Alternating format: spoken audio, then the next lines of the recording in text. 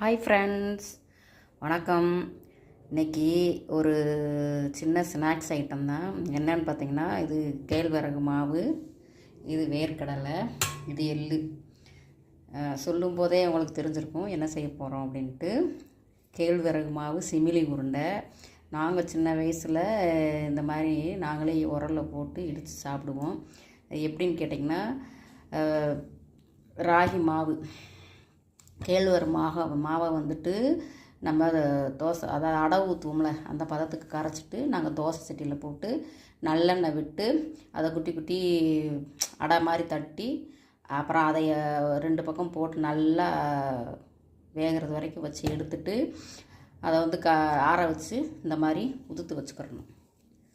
நல்லா சூடு ஆறிடணும்.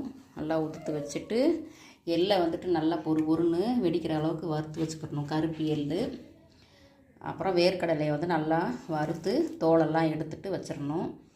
இது வந்து முழுக்க நல்லெண்ணெயில் மட்டும் தேங்காய் செய்யணும். அப்போ தான் அது வந்துட்டு நல்லாயிருக்கும், டேஸ்ட்டாக இருக்கும். நெய் வேயெல்லாம் தேவையில்லை. அப்புறம் ஜாஸ்தியாக வந்துட்டு ஆயிலாக இருக்கிறது மாதிரி இருக்கும். விருப்பப்படுறவங்க நெய் போட்டுக்கோங்க டேஸ்ட்டுக்காக. ஆனால் இது நல்லெண்ணெயில் செஞ்சு சாப்பிட்டா தான் நமக்கு வந்துட்டு சத்து.